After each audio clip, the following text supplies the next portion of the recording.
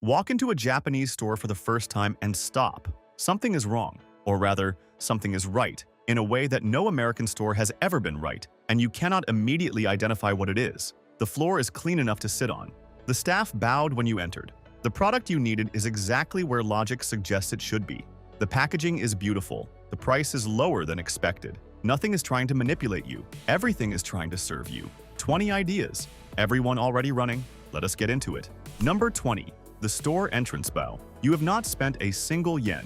You have not selected a product. You have not indicated any intention to buy anything. You have simply walked through the door, and the staff member nearest the entrance bows. Not a perfunctory nod. A genuine, deliberate bow that communicates one thing before any commercial interaction begins. You are welcome here, not as a revenue opportunity, as a person. The irashaimase, the Japanese welcome call, follows the bow, announced by every staff member within earshot the moment a customer crosses the threshold. The sound fills the store. In American retail, a customer entering a store is either ignored or approached immediately with a sales intent that most customers find pressuring. Japan replaced both with a greeting that requires nothing in return and promises nothing except the acknowledgement of arrival. The bow costs nothing. The effect on the customer's psychological state in the first 30 seconds of the store visit is measurable. Japan built customer loyalty into the first second of the first interaction. The next idea changes the physical environment the customer moves through. Using a layout logic so counterintuitive, it takes a moment to understand why it works so well. Number 19. The Deepachika Basement Food Hall. Most American department stores put their food offerings in a corner of the ground floor, a coffee kiosk, a small candy section, perhaps a gourmet food area that carries the same products as every other gourmet food area in every other department store in the country. Japan puts the finest food hall in the building in the basement. The Deepachika, combining Depato for department store and Chika for basement, is a curated food market occupying the entire lower floor of every major Japanese department store. 40 to 60 individual vendor stalls, each one a distinct commercial entity representing genuine expertise. A 7th-generation Kyoto pickle specialist beside a single-island Hokkaido dairy counter. A master pâtissier who trained in Lyon beside a regional miso producer whose varieties are unavailable outside the prefecture they come from. Every item displayed as though it is the most important thing being offered, because within that vendor's category, within that vendor's expertise, it is. If you have not subscribed yet, this is the moment to do it. This channel surfaces exactly this kind of knowledge, ideas, and systems that were always there, just never explained. Hit subscribe and let us keep going. Number 18. The Konbini Convenience Store. The American convenience store sells gas station food, lottery tickets, and the specific category of regret that arrives 3 minutes after the purchase. The Japanese konbini, the convenience store, is one of the most sophisticated retail operations in the world. 7-Eleven, Japan, Lawson, and Family Mart are not the same companies as their American counterparts in any meaningful sense beyond the name. The food quality operates at a level that most American convenience store food does not approach. Freshly prepared sandwiches, salads, and hot foods restocked multiple times daily. Onigiri, with a 3-step wrapper that keeps the seaweed crispy until the moment of consumption. Nikuman steamed buns, held at temperature in a dedicated heated case. Hot and cold ready meals that change with the season, featuring regional specialties that rotate on a monthly schedule. Japan built a convenience store that is genuinely convenient, not as a marketing position, but as a design specification. A store that serves the community rather than the transaction. The next idea serves a specific community need that most American stores have never once considered part of their responsibility. Number 17. The Product Explanation Card. Stand in front of a product display in an American store, and the information available to you is the packaging, whatever the manufacturer chose to print on the box. Stand in front of a product display in a Japanese specialty store, a tea shop, a sake retailer, a stationery store, and something else is present. A handwritten or printed explanation card, placed at shelf level beside the product, written by the staff member responsible for that section of the store. The card explains what the product is, what makes it specific to this region or this producer, how to use it correctly, what to pair it with, and what distinguishes it from the adjacent products on the shelf. It is not a manufacturer's promotional material. It is the staff member's genuine knowledge of the product, communicated in the first person as a recommendation from someone who has used the item and formed a view about it.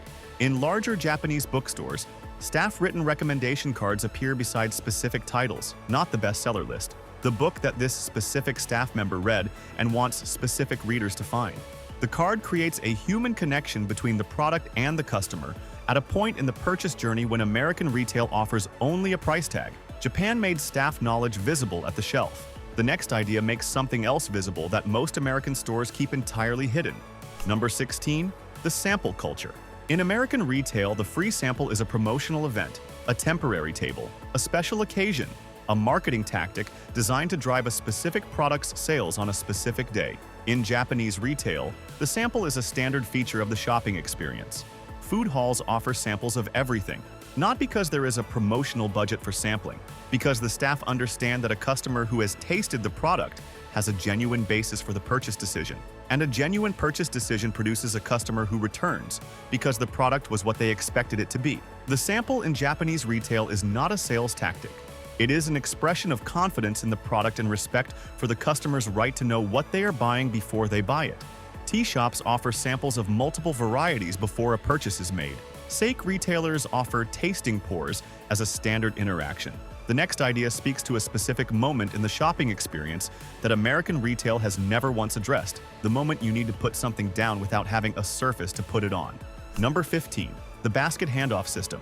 In most American stores, you pick up a basket at the entrance. You carry it the entire time, in one hand, growing heavier with every item added, requiring the other hand to navigate the store, handle products, and manage whatever personal items you brought in. In Japanese retail, specifically in department stores, specialty food halls, and certain high-end grocery environments, the basket handoff is a standard service gesture. A staff member notices a customer whose basket is becoming heavy and approaches with a fresh, empty basket. They take the full basket and replace it with the empty one. They carry the full basket behind the customer as they continue shopping, maintaining a respectful distance, presenting the basket for additions when the customer selects an item. This is not a service offered only to high-spending customers. It is offered to anyone whose basket becomes heavy enough to require it. The gesture is not announced. It is noticed and initiated by the staff member without the customer needing to request it. The customer never had to ask because the staff member was paying enough attention to see the need before it was expressed. Omotenashi in physical form, at the level of a basket. Anticipation without request. The next idea anticipates a need that every shopper has and most stores address with a generic solution that serves nobody particularly well. Number 14. The gift wrapping service. In American retail, gift wrapping is an upcharge, a practical service performed quickly by a staff member who wraps the item in generic paper, applies a generic ribbon, and produces a result that communicates gift without communicating care. In Japanese department stores, the gift wrapping service is a skilled practice performed by staff who have trained in the specific folding techniques and presentation standards of the store. The wrapping is not generic paper, it is washi paper, handmade from plant fibers, strong enough to fold without cracking, beautiful enough to be kept after the gift is opened. The folding technique is specific to the item, the occasion, and the store's house style. The number of folds, the direction of the primary fold, the style of the closure, all communicate the nature of the gift and the occasion without a single word. In Japan, the wrapping is not packaging. It is the first gift. The next idea is also given freely before any purchase is made, and it changes how the entire store visit feels. Number 13. The umbrella locker. At the entrance. It is raining. You enter an American store with a wet umbrella. You carry it through the store, dripping on the floor, occupying one hand, knocking into displays, leaving a wet trail down every aisle you navigate. Japan solved this at the entrance. An umbrella stand with individual locking slots sits beside the store entrance. You insert your wet umbrella, press the lock mechanism which takes 2 seconds, and receive a small key. The umbrella waits at the entrance, drip drying in the stand. You move through the store with both hands free.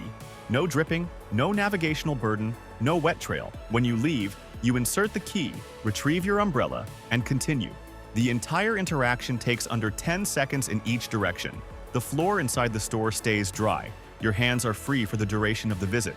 Japan identified a small friction point that occurs at every store entrance during every rain event in every city in the world and solved it with a locking slot and a small key. A small key frees both hands for the entire visit. The next idea frees something more valuable, specifically the customer's trust, by making the store's pricing the simplest thing in the room. Number 12. The all-inclusive pricing display.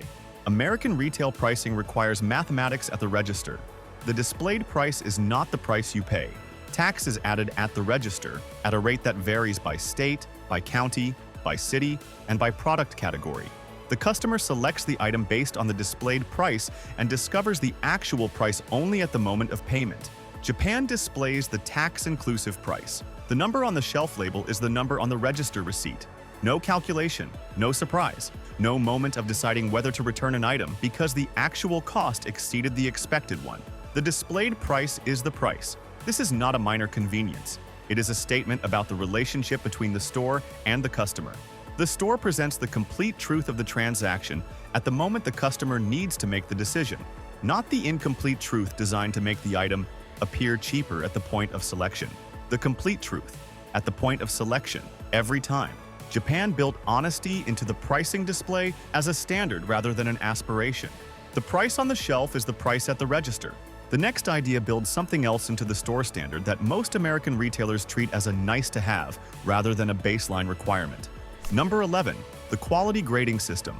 American produce sections display fruit and vegetables by variety and price.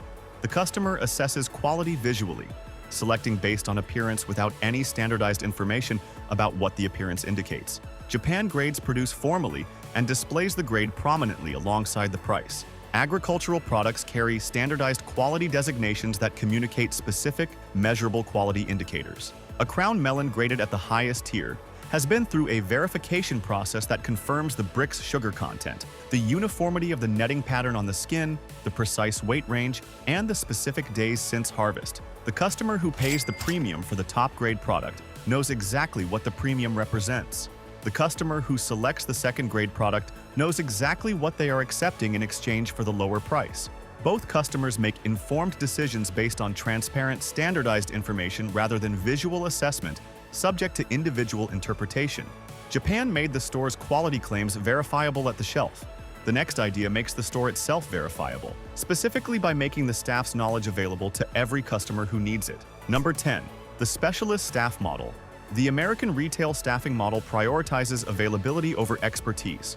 A staff member covers multiple sections. They can tell you where the product is. They cannot tell you which product is appropriate for your specific need. Japanese specialty retail is built around the counter specialist. The staff member at the sake counter has studied sake.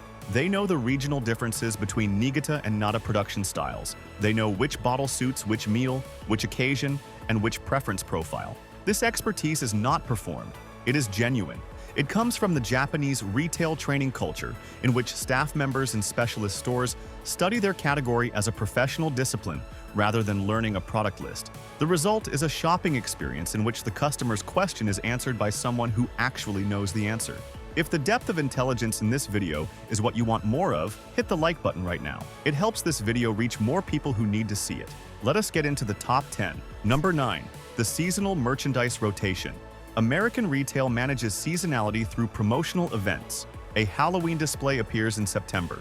A Christmas section opens in October. The seasonal merchandise occupies a dedicated area, while the rest of the store remains static. Japanese retail treats seasonality as the organizing principle of the entire store, not a section within it. Department stores and specialty retailers rotate their merchandise, their window displays, their in-store decorations, and their prepared food offerings according to the specific week of the natural calendar. Not the marketing calendar, the natural calendar. The specific wagashi confection available in the first week of March reflects the specific blossoms appearing in that week of early spring. The fabric patterns prominent in the textile department in autumn use the specific color palette of that year's autumn foliage. The tea selection highlighted at the beverage counter in May features the specific first flush Shincha harvest, whose quality window lasts approximately 3 weeks. The store does not simulate the season, it participates in it. The customer visiting the store in a specific week encounters a specific version of the store that exists only in that week and will not exist again. The next idea makes the inventory permanently useful in a way that American retail has not consistently managed. Number 8. The meticulous product placement logic. In most American stores, product placement is determined by slotting fees. The manufacturer who pays the highest fee gets the eye-level shelf. The product that serves the customer's need best may be on the bottom shelf behind a competing product, in a section the customer does not know to look in. The placement serves the manufacturer's budget, not the customer's navigation. Japanese retail organizes product placement around the customer's logical search pattern. The product that a customer looking for a specific category would logically expect to find in a specific location is in that location. Adjacent products are selected based on their relationship to the primary product rather than their manufacturer's shelf fee payment. The dashi stock sits beside the miso paste because a customer buying one is likely making the same dish that requires the other. The knife sits beside the sharpening stone because a customer selecting a knife is the natural audience for the maintenance tool. The placement communicates understanding of how the customer uses the product rather than how the manufacturer wants to sell it. The next idea builds something around a completely different kind of logic, the logic of what the customer does not need and what happens when the store has the confidence to offer less. Number 7. The curated small inventory. The American retail model is expansive by default. More SKUs, more options, more shelf footage dedicated to more varieties of more products.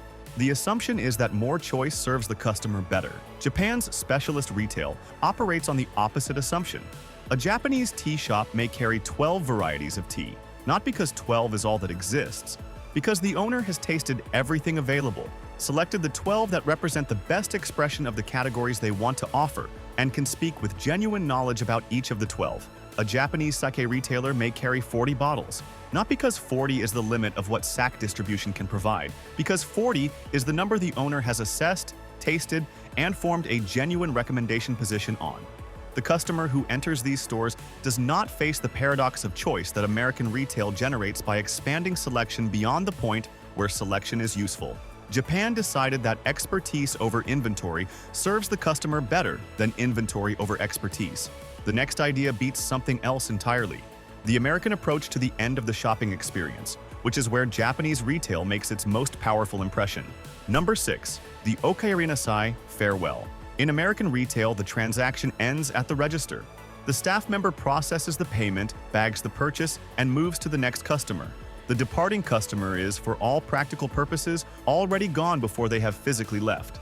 In Japanese retail, the transaction ending triggers a different sequence. The staff member who served the customer accompanies them, in upscale environments, to the store entrance or the elevator. The bow at departure is deeper than the bow at arrival. The farewell call, Okaerinasai, meaning welcome home, follows the customer toward the exit. The customer hears the store's staff acknowledging their departure with a phrase that communicates, "Your visit mattered, and your return is expected," not as a sales tactic, as a genuine expression of the relationship between the store and the person who chose to spend time and money there.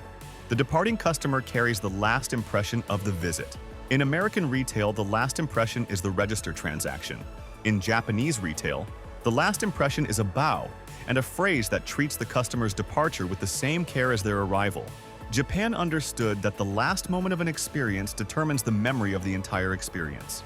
A bow at departure changes the memory of the entire visit.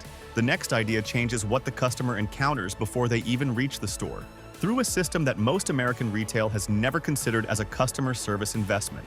Number 5. The store announcement system. American in-store announcements interrupt. A loud, sudden voice over the public address system cuts through whatever the customer was thinking, feeling, or deciding to announce a sale, a promotion, or a staff request that is relevant to a small fraction of the people who heard it. Every person in the store absorbs the interruption regardless of its relevance to them. Japanese retail announcements operate on a different philosophy. They are less frequent, significantly less frequent. When they occur, they are delivered in a tone calibrated to inform rather than to startle, at a volume that reaches without dominating the ambient environment of the store. Background music, where it exists, is selected and leveled to create a specific atmospheric quality appropriate to the store's character. The overall acoustic experience communicates that the store has considered how sound affects the customer's state and made deliberate decisions about it. Japan designed the sound of the store the same way it designed every other element of the customer experience. Deliberate sound creates a deliberate environment. The next idea creates a deliberate physical environment through a design feature that most American stores overlook entirely. Number 4. The store layout breathing room. American retail optimizes floor space for product density. More products per square foot, more shelving per aisle, narrower aisle widths to accommodate more fixture runs. The implicit design priority is inventory exposure, maximizing the number of products a customer passes during a store visit. The customer's physical experience of moving through the space is a secondary consideration. Japanese retail, particularly in department stores, specialty shops, and high-end grocery environments, allocates space generously. Aisles are wide enough for two customers moving in opposite directions to pass without contact. Display fixtures are spaced to allow comfortable examination of products without the customer needing to step back into an adjacent fixture. The merchandise density is lower than an equivalently sized American retail environment. The customer's physical experience of moving through the space is a primary design consideration. The result is a store that does not feel crowded even when it contains many customers. A store that does not feel crowded communicates a different relationship with the customer. The space communicates, "You are welcome to take your time here. Your comfort matters more than the revenue per square foot of the floor you are standing on." Japan allocated more space to the customer and less to the product because the customer is the reason the product is there. Space for the person communicates respect that no promotional display can produce. The next idea produces something that no amount of promotional display produces either: the specific feeling that the store is operated by people who genuinely care about what they sell. Number 3. The staff product knowledge culture. The recommendation card placed beside the product by a staff member who has personally used it is one expression of this culture. The conversation at the counter is another. In Japanese specialty retail, the interaction between staff and customer when the customer expresses a need is a genuine consultative exchange. The customer describes what they are cooking. The staff member at the fish counter recommends the specific preparation, the specific cut, and the specific cooking method appropriate to that dish and that fish at this specific point in the season. The customer describes the occasion. The staff member at the sack counter recommends the specific bottle appropriate to the formality of the occasion, the food that will be served, and the taste profile of the person receiving the gift. The customer describes their skill level. The staff member at the knife counter recommends the specific blade geometry, the specific steel type, and the specific maintenance requirements appropriate to the way this customer will use and care for the tool. These recommendations are not upsells. They are the application of genuine expertise to the customer's specific situation, and they are accurate because the staff member making them has the knowledge required to make them accurately. Japan built a retail culture in which the staff member's knowledge is part of the product being sold. Staff knowledge is part of the product. The next idea makes the product itself the highest priority in every retail decision the store makes. Number 2, the product as the hero. In American retail, the product competes for attention with the promotional environment around it. Price stickers, sale tags, promotional banners, end cap displays, loyalty program messaging, digital signage cycling through irrelevant content. The product exists within a commercial communication environment whose primary purpose is to drive purchase behavior rather than to allow the product's quality to speak. In Japanese retail, the product is the hero. The premium fruit in the depachika sits on a velvet pillow in a presentation box that makes the act of looking at it feel like encountering something genuinely precious. The wagashi confection in the traditional sweet shop is arranged in the case with the same spatial care as a jeweler arranges a display. The knife in the specialist kitchen store sits on a wooden stand that elevates it to eye level, angled to catch the light on the blade edge, presented as a thing worth examining rather than a thing worth purchasing. The packaging of every product in a Japanese retail environment treats the object inside it as worth protecting beautifully. The display of every product treats the object displayed as worth encountering carefully. The entire retail environment communicates one consistent message about the product. This is worth your attention, not your money, your attention. Japan built retail environments in which the product's quality is the reason for every decision rather than the subject of a promotional claim. The final idea on this list is the one that makes every other idea on this list possible, not as an operational standard, not as a training requirement, but as the deepest expression of what Japanese retail actually is. Number 1. Omotenashi. As the operating philosophy, every idea on this list is an expression of a single organizing principle: Omotenashi.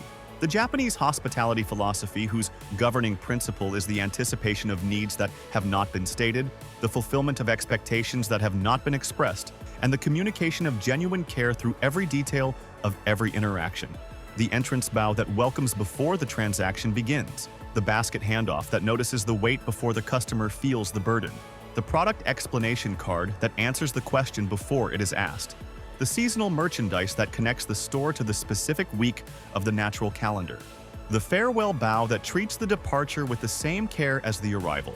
None of these ideas are marketing tactics. None of them appear in a retail playbook designed to increase average transaction value or improve conversion rate. All of them are expressions of a single orientation toward the person who walks through the door. That person is not a revenue opportunity. That person is a guest, and a guest deserves to feel welcomed, informed, comfortable, and genuinely served before the transaction, during the transaction, and after the transaction has been completed. American retail optimizes the transaction. Japan optimizes the experience of the person having it.